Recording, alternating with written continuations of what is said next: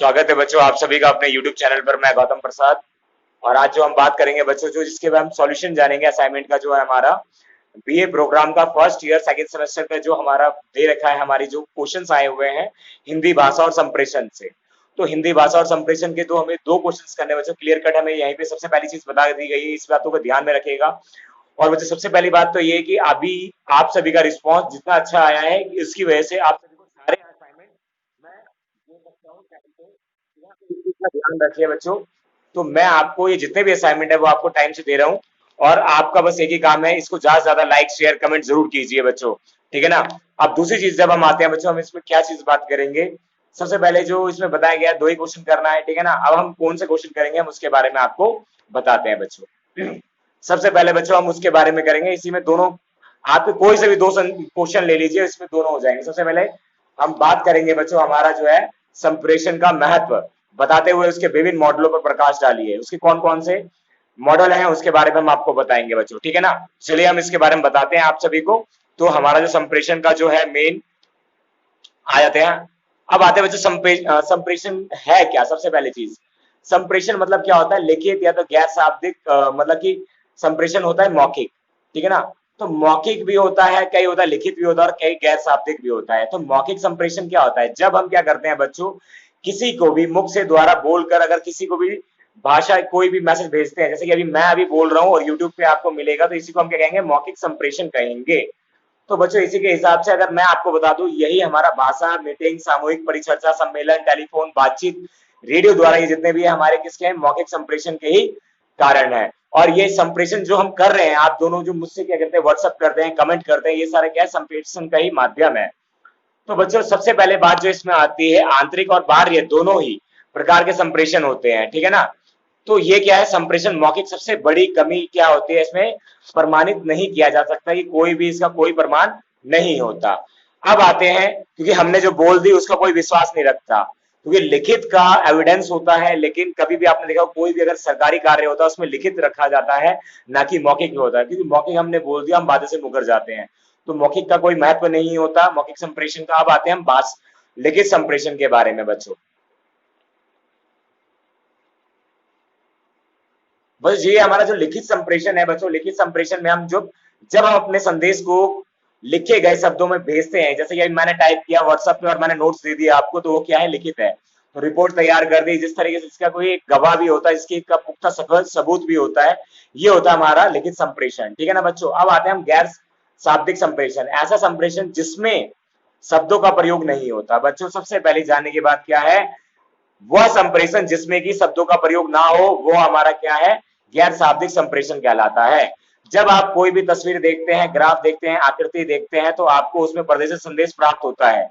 तो क्या करते हैं, आप सभी संप्रेषण करते हैं। घंटी बजी और आपको क्या हुआ, घंटी का बजना हम यह समझ लेते हैं कि बच्चों आज भागना है, तुरंत छुट्टी हो गई, ये होता है हमारा गैर शाब्दिक, जिसमें कि आपको कुछ नहीं बोला जाएगा और आप उसे समझ जाओगे संकेतों द्वारा, ठीक है ना। तो ये चीज कुछ होती है।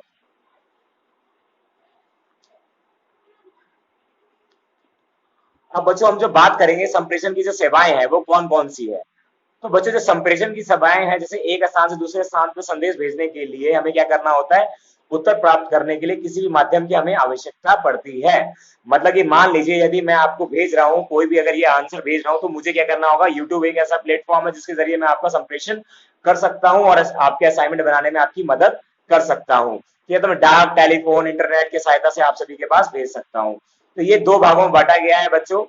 व्यवसाय हेतु इसमें दो भाग हैं, एक तो डाक सेवा और एक दूरसंचार सेवा।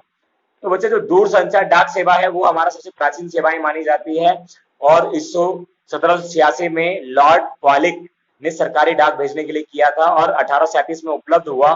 भारतीय डाक नेटवर्क की गणना विश्व की सबसे बड़ी सेवाओं में होती है।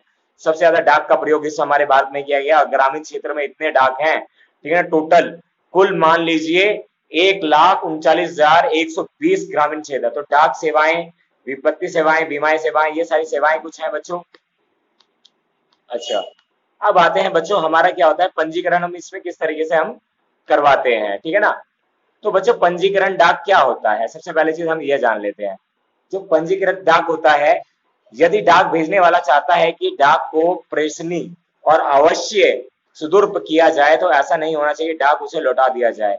तो ऐसी स्थिति में क्या होता है, डाकघर पंजीकृत डाक सेवा सुविधा उपलब्ध कराता है, ताकि डाकघर अतिरिक्त राशि लेता है, जिसके जरिए वो क्या करता है, पंजीकृत करता है और वो उसके डाक को भेजता है, एक स्थान से दूसरे स्थान पर भेजता है।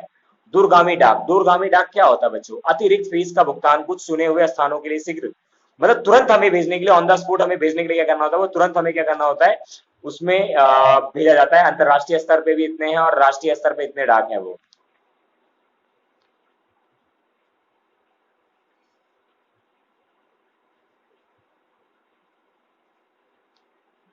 अब आते हैं बच्चों हमारा,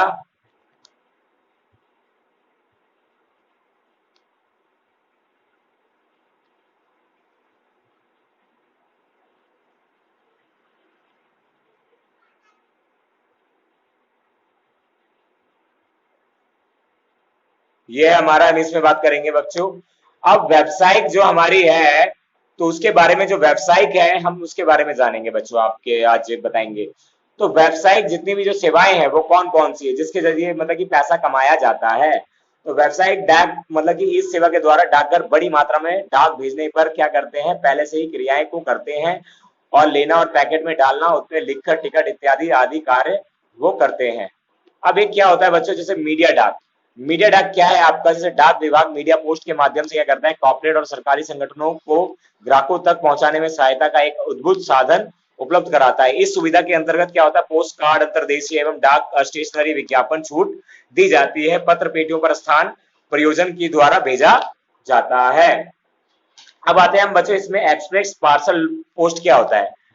डाकघर अपनी एक्सप्रेस डाक सेवा के द्वारा क्या करता है, कॉर्पोरेट वेबसाइट द्वारा क्या करता है, विश्वसनीयता ये भेजता है। किलोग्राम वजन होता है जिसका, वो 50,000 रुपए मूल्य डाक होता है, ठीक है ना। एक होता है सीधा डाक, मतलब इसके अंतर्गत व्यवसायिक इकाई पर्चे और अन्य विज्ञापन जैसे आते हैं, जैसे सीडी हो गया, कैसेट हो गया, नमूने आदि जितने भी होते हैं ये सारे जाते हैं, ठीक है बच्चों।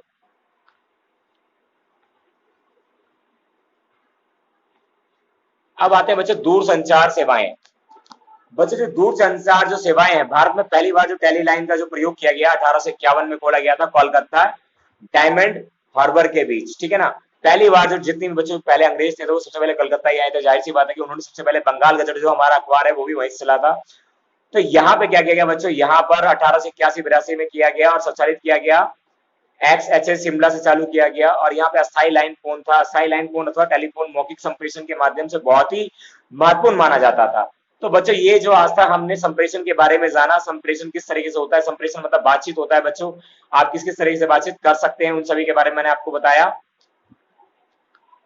अब आते हैं जो संप्रेषण के कई ऐसे माध्यम है जिसके जरिए हम क्या करते हैं, जैसे कि हम हमारा मान लीजिए हमारा फैक्स है, बाय मेल है, और हम क्या करते हैं मेल के जरिए भी हम संप्रेषण करते हैं, फैक्स के जरिए भी करते हैं, लेकिन इसका प्रयोग अब थोड़ा कम हो गया, ऑफिशियल रूप में ज्यादा होता है।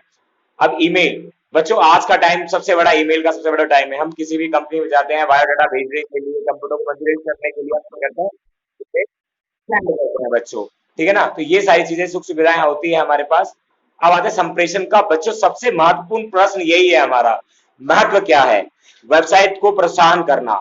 तो वेबसाइट संप्रेषण से कम ज्यादा और कम संभव हो गया है कि घरेलू एवं विदेशी व्यापार को वृद्धि हुई है, व्यापारी घर बैठे ही सौदा कर सकते हैं, पूछताछ कर सकते हैं, श्रम गतिशील, संप्रेषण के आसान साधनों से दूरी दुख दर्द कम हो गए, मतलब कि दूरी कम हो गई और आसानी से हम घर बैठे ही, जैसे मान लो आप अपने घर में बैठे हो और मैं यहीं पे बैठे बैठे आपका क्या कर रहा हूँ कि यहीं से आपको मैं सॉर्ट आउट करवा रहा हूँ, क्वेश्चन का असाइनमेंट सॉल्व करवा रहा हूँ, यही है हमारा श्रम गतिशील हो गया है। दूसरा बच्चों हमारा क्या है, मैथ इसका क्या है, सबसे बड़ा समाजीकरण। संप्रेषण की विधि से साधनों में लोग क्या हो गए हैं, सगे संबंधी, मतलब ज्यादा लोग जुड़ने लग गए हैं, जैसे ये फेसबुक के जरिए और इंटरनेट के जरिए हम क्या हो गए, एक दूसरे से जुड़ने लग गए हैं। तो ये हम आपातकाल सेवाएं भी हमें इसे तुरंत मिल जाती है। ये कुछ सेवाएं महत्व है बच्चों, इस चीज को जरूर देखिएगा।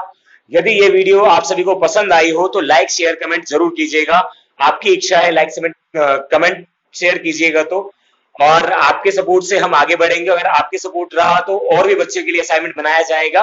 आप सभी का सपोर्ट बहुत जरूरी है, लाइक शेयर कमेंट जरूर कीजिए और सब्सक्राइब करना ना भूले बच्चों। Thank you so much.